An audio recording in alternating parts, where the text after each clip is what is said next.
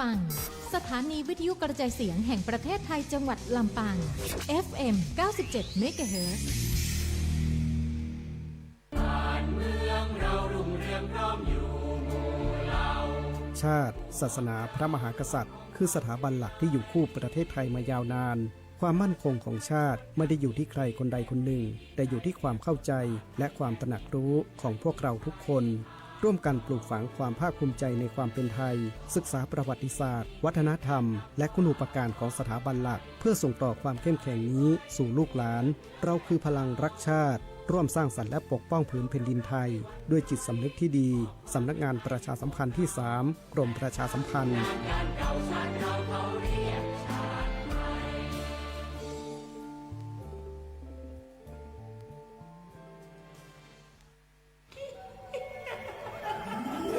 กระจกวิเศษจงบอกข้าเถิดใครงามเลิศในปัทภีก็พระนางน่ะสิราชินีผู้เลอโฉมดูสิตั้งแต่ท่านพาชาวประชางดเผาป่าและขยะในครัวเรือนชาวไร่ชาวนาก็งดเผาตอสั่งข้าวฟางข้าวหันไปไถกลบทำปุ๋ยหมักแปรรูปเป็นอาหารสัตว์หรือเอาไปอัดเป็นก้อนแทนอากาศก็ดีไม่มีฝุ่น PM 2.5 คอยกวนใจหน้าตาท่านก็สดใสผิวพรรณผุดผ่องเป็นที่สุดพะยะค่ะ ต้องแบบนี้สิเจ้าพูดถูกใจข้ายิ่งนักเพราะทุกการเผานั่นคือการสะสมฝุ่นแต่ถ้าทุกคนร่วมใจกันหยุดเผาเราก็จะมีแต่อากาศบริสุทธิ์ไว้หายใจห่างไกลมะเร็งปอดสุขภาพก็ดีมันคือที่สุดแล้วราชินีจงเป็นอมตะราชินีจงเป็นอมตะข้าขอบูชาท่านพะยะค่ะไปเอาธูปมาแต่ไม่ต้องจุดแล้วนะเดี๋ยวนี้ข้าเปลี่ยนมาใช้ธูปไฟฟ้าแล้วมันจึ้งมากไม่มีฝุ่นเลย wow. คุณภาพอากาศดีด้วยการร่วมมือของทุกภาคส่วนปรารถนาดีจากสำนักงานประชาสัมพันธ์ที่ 3 กรมประชาสัมพันธ์รู้หรือไม่ผู้ติดยาเสพติดที่มีอาการทางจิตต้องได้รับการดูแลเป็นพิเศษผ่าน3ขั้นตอนสำคัญดังนี้ 1. ระยะถอนพิษยาดูแลโดยแพทย์เพื่อลดอาการขาดยาและควบคุมอาการทางจิต 2. ระยะฟื้นฟูสมรรถภาพปรับความคิดเปลี่ยนพฤติกรรมฝึกทักษะการใช้ชีวิตในสังคม 3. ระยะติดตามดูแลชุมชนและครอบครัวร่วมกันเป็นเกราะป้องกันไม่ให้กลับไปเสพซ้ำการบำบัดที่ต่อเนื่องคือหัวใจสำคัญของการหายขาดร่วมส่งผลดีสู่สังคมติดต่อรับคำปรึกษาที่สถานพยาบาลของรัฐทุกแห่งใกล้บ้าน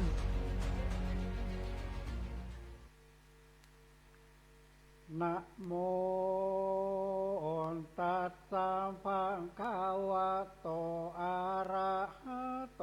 สัมมาสัมพุทธัสสะโส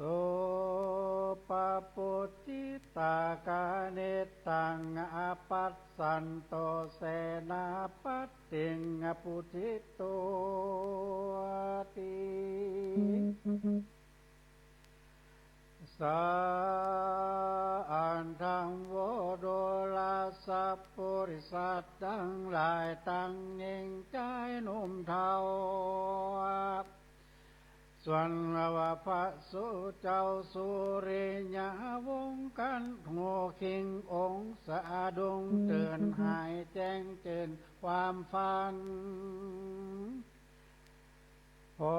บอกหันน้องไทยอยู่ตีไก่เตรียมตนหันนาฬิปนมวนหมู่แวดล้อมอยู่นามานาจึงจักจะทำเราซึ่งเสนาเก่าหอในว่าใจคนใดองค์อาจเป็นน้องลาตัวเราส่องปิงเป่าปีน้องนอนอยู่ห้องสาราบัดเนนาน้องเจ้าหายภาคนาไปไหนเลือเสนาไหนน้อยใหญ่ละน้องเราไว้สาราบ่อนำมาเป็นกูได้อยู่จอมกัน จุ้งไข่ปันบอกกล่าวหึงงูกล่าวตามเมตินั่นแสนาบาดีผู้เฒ่าก็นบเก่าตุนสานว่าโยนทหารน้อยใหญ่พร้อมภัยไตอปจาไปถึงศาลาที่จอดทันนะแต่เจ้ายอดองค์เดียวว่าบ่หันสมมาซะแล้วน้องไทยอยู่ตีไก่เตรียมตนจุมมะลิปนหนุ่มเทาจึงอันเจนเจ้านำมาสู่พังกาปราศาสตร์ขอเป็นเต้าลาดสาวอยเมืองกับนางมุนเลืองนุ่มเทางามบ่อเสาปะตุมมาเฮิมปานจาไผ่ไตหายมนไม้เครื่องขีมขอบุญมีเตียงเจ้าอย่าละเหตุเก่าเดิมมาขอคุณนาผู้ข้าอยู่เป็นเจ้าฟ้าเสวยเมืองแดดเตงตาตาในกาลานันใจเจ้าหนอไทยสุริยาวงศาบ่หันกะเนธาน้องเงาทุกไม่เอาธนัดใจจึงลุกไปไว้วาดจากปราสาทพังกาไปยังศาลาที่จอดก็บ่หันยอดสายใจน้ำตาไหลบ่เหือดทอนไม่เดือดเผาล้นนะบ่อาจตาลงตนอยู่ได้ย้อนโศกไม่เหลือหลายหลวดตะสยบตายเต้าตอดตีปางจอดศาลาจุ่มเสนาหนุ่มเทาทางนางนอนเอาป่าตุ่มมาต่างโศกาจิมเต้าลองให้สาวสะจนคดไหลตนเข้าไกลกลัวเจ้าบุญใหญ่เมืองมอละส่วนสี่บังอ่อนนอเนางามบ่อเศร้าป่าตุ่มมามิเสเนหาไฟหอย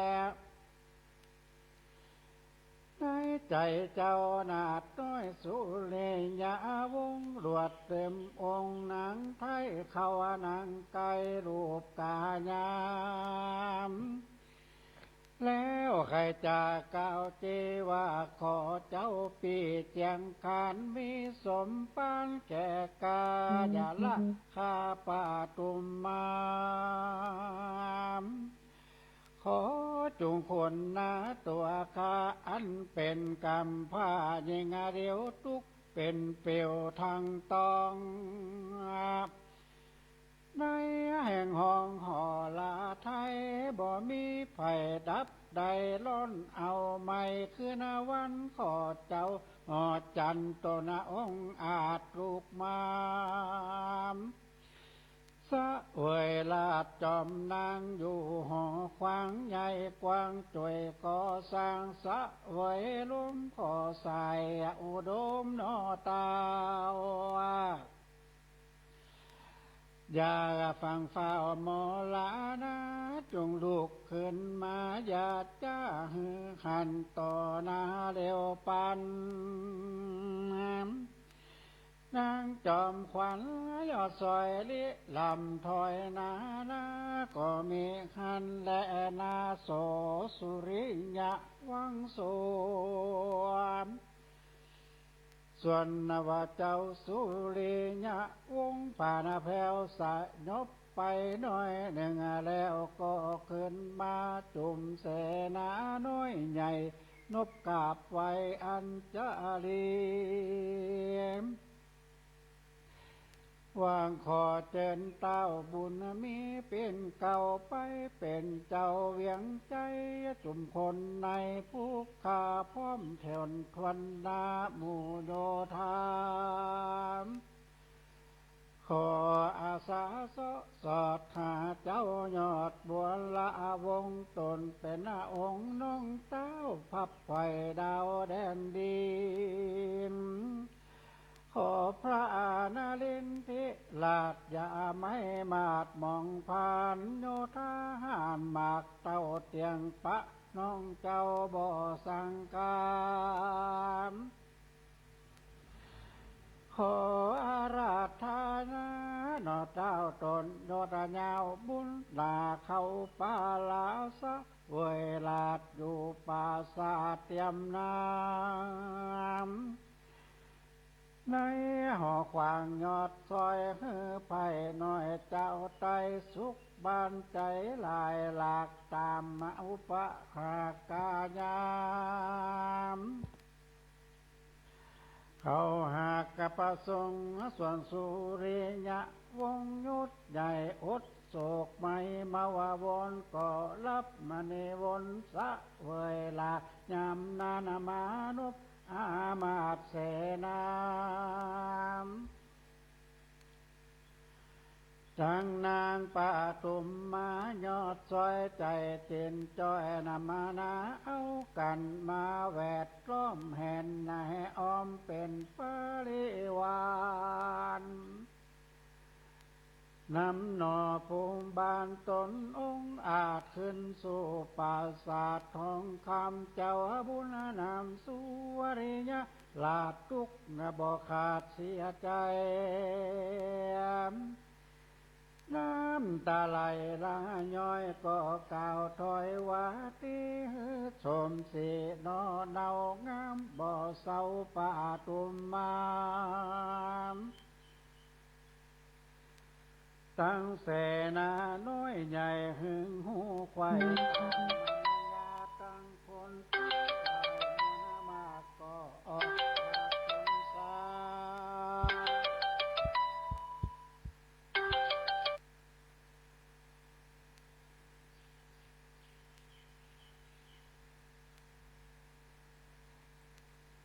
ว่าเจ้าแต่มหาราชเจ้าตนยุทธใหญ่อันว่าเจ้านาถไทยบัวละวงแม่นจักลงแห่งหองอยู่แคดอยู่แดดต้องแดนไตจักอยู่ไก่หรือไก่ข้าไผ่ไตเสนาขออาสาสะใส่หือจวบได้ดังพระสงฆ์ขอพระองค์เป็นเก่าว่าอย่ามนเศร้ามองเขียมเขาก็ตีก้องเปล่าไปตัวดาวเวียนใจว่าคนใดหูข่าวน้องแห่งเต้าเจอบัวราวงได้ลงทางคองอยู่แห่งห้องแดนได้จงเร็วไว้มากล่าวแต่ตามเต้าผู้บานปัญหาการหลายหลากเงินคำมากเหลือลายตั้งหญิงใจค่าใจเต้าจักใส่ตกปัญจาและนาตาตะนันตาลัง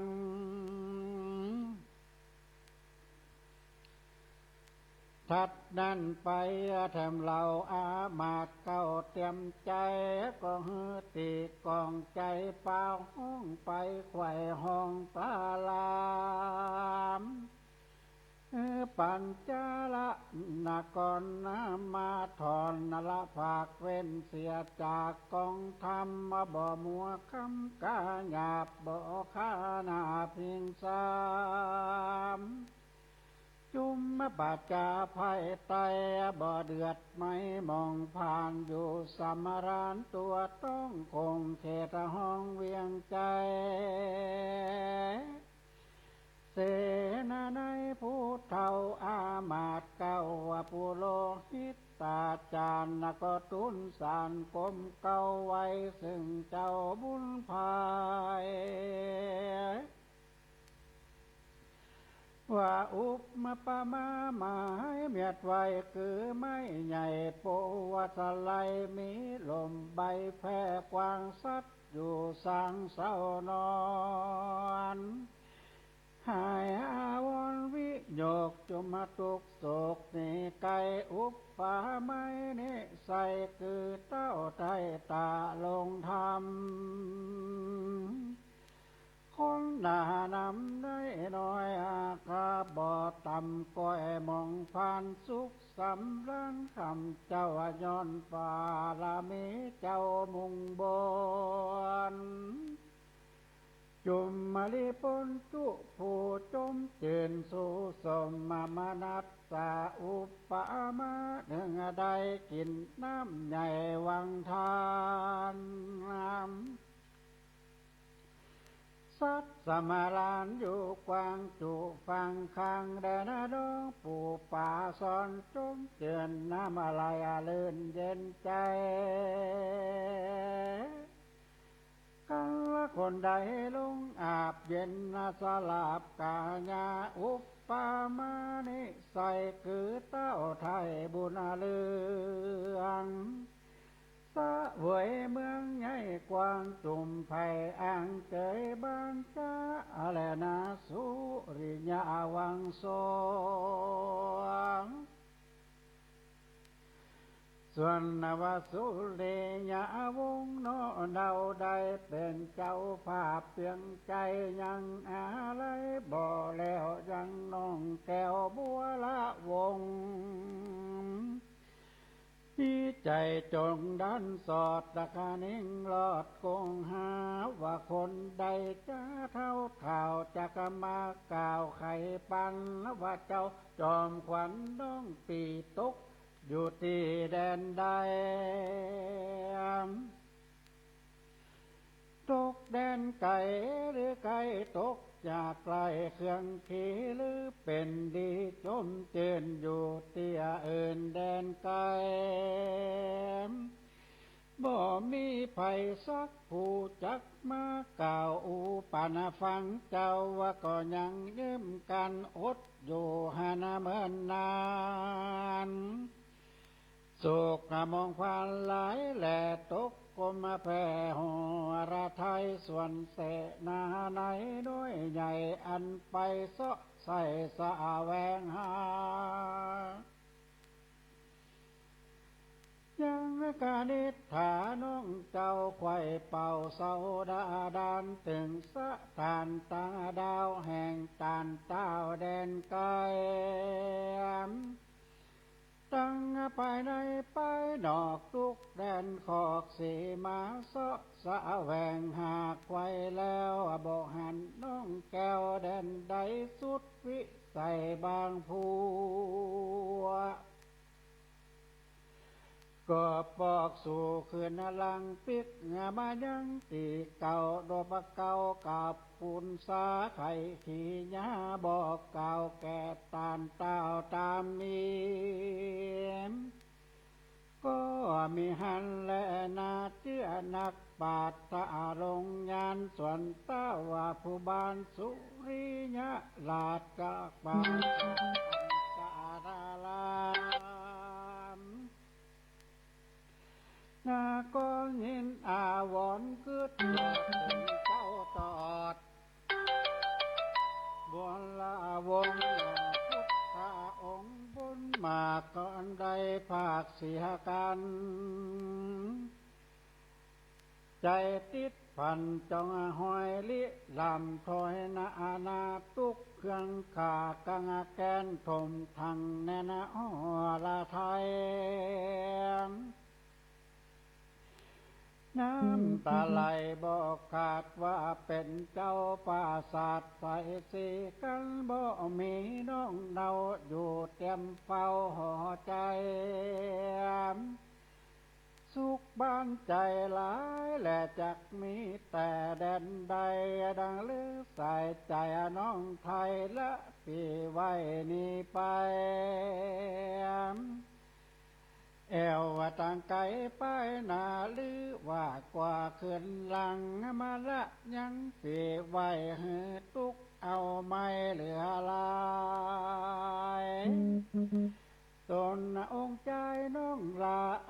เตียวกว่าแดนไกลจากนี้ไปเป็นเปือนแอวสะโสระจามส่วนปัญญาสุวริยะลาดฟังโอกาสตุนสาแห่งเสนาพวกใจตุกเอาไม่ผอมทองน้ำตานองบ่เหือดร้อนไม่เดือดหนานำมาอยู่หอกคำปางเป่าทุกลามเอาเววามปาลิเตวนาลำถอยมีบ่อน้อยหลายปะกันนะก็มีหันและนะตะมาทางปากาศเส้นโตสัทธาอาหะสัทธาสัพพัญโญยอดซอยหันบาทถอยบาลีบุตรยังมีไปแจ้งพระอาจจึงแสงเตสนาวาโสสุริโยลัญจาดังนี้เป็นตนภิกขเวดุลภิกขุทั้งหลายท่านเป็นสายอาลิยะจัดเดินเทียนถาดขอกินเตียงมาวาวินร้องให้พระน้องไทยเครื่องกา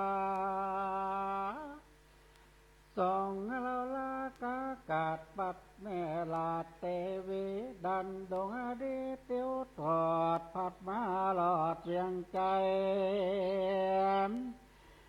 กรรมเว้นได้มาหลากคือได้ปากเสียกันอาสะจันนบ่น้อยวิบากถอยมาเตงตึกคุมแห่งพี่น้องหือพาของไก่กันน้องจะมาควันแห่งเจ้าเตียงงาความนาเมื่อมนบ่เหลือขอนสากไว้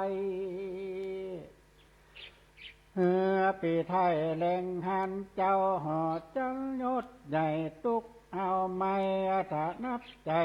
ลิลำไหลบ่ขาดในปราสาททอคำก็มีหันและนานิที่ต่างขียามสร้างวันนาวิเศษจาห้องเหตุเก่าบัวละวงหงอามาตก็บังคมสมเร็จสา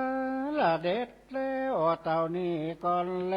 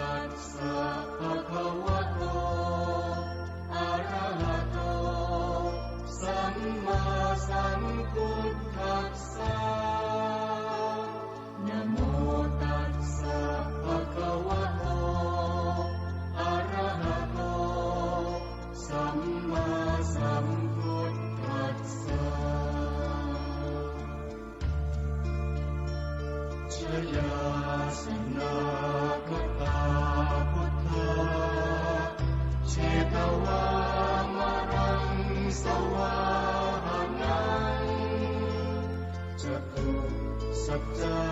สัพพังรักสังเยปิวิงสุนราสภาตัณหังกรา